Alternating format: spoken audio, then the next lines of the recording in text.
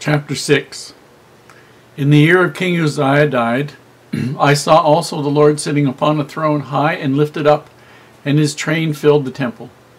Above it stood the seraphims, each one had 6 wings. With twain he covered his face, and with twain he covered his feet, and with twain he did fly. And I cried, and one cried unto another, and said, Holy, holy, holy is the Lord of hosts. The whole earth is full of his glory.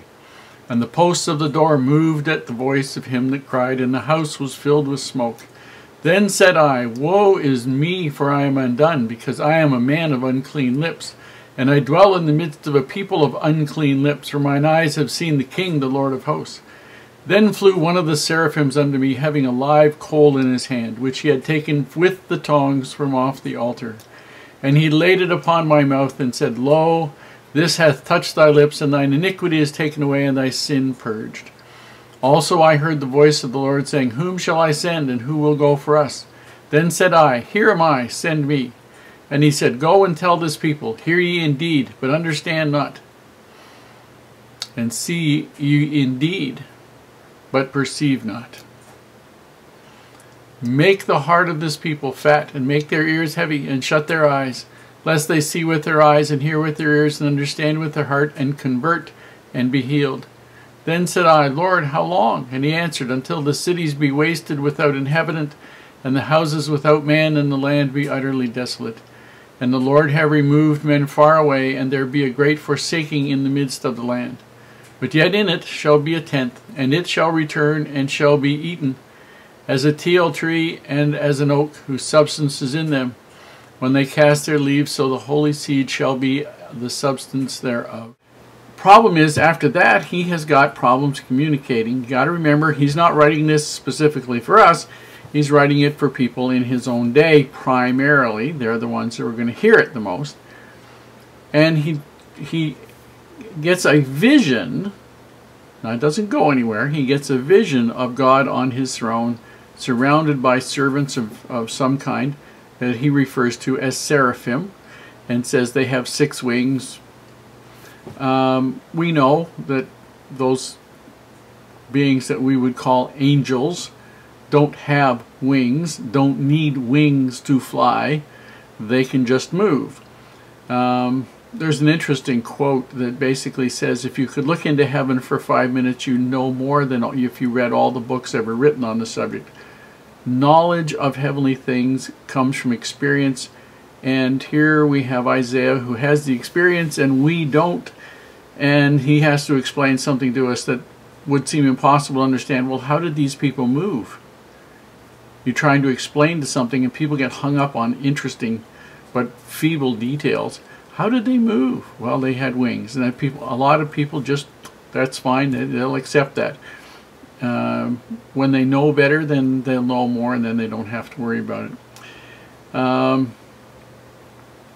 We learn in John chapter 12:24 that the Lord that Isaiah saw was actually Jesus Christ. Some people have no clue that Jesus existed, just as our spirits, when we die, go back to Heavenly Father. That Jesus existed before this time as a spirit. His body came through Mary, but his spirit was alive, and you'd recognize it if you saw it.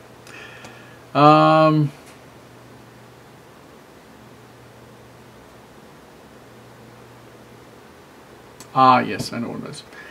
In verse 4, it talks about the posts of the door moved, and the whole area was filled with smoke. What that means is the foundation trembled. The foundation of the area where the doorposts were trembled. In order for that to happen at the temple in Jerusalem, for instance, that would be a pretty magnificent thing, because there's 400 to 700 feet of fill in there, and it would take something to move that really good. The smoke was symbolic of the glory of God, strictly symbolic of the glory of God. You've got to remember how rich his imagery is.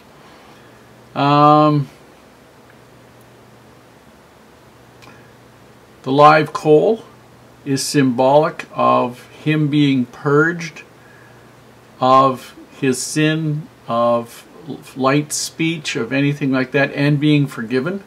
The live coal, that would be trial by fire, maybe you might consider it that way. That isn't something you want to try, but there are places on the face of the earth where they do that today. The red hot sword, and they put it on your tongue, and the theory is that if it burns your tongue and takes off the skin, you were lying, because your mouth would be dry. Oh, I don't know, I particularly care for that one. Anyway, verses 9 through 13 are prophecy of the rejection of all spiritual things by Israel. Have to remember when a prophecy comes up, the prophet doesn't cause the event to happen. He is there as a voice of warning to the people. And it is the actions of the people for whom the penalty or curse is a natural consequence of their actions. Like the people who robbed other people of their land and then all of a sudden find that their land won't grow enough, won't even grow as much as they planned on it in seed.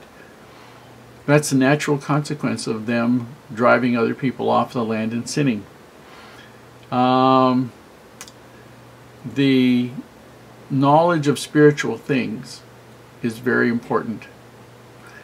And a rejection of spiritual things leads to a rejection of most of the standards of civilized living, and certainly of any right to receive any inspiration.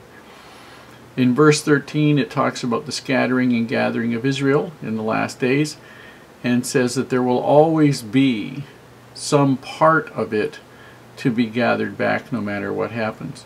That's exactly how it did happen.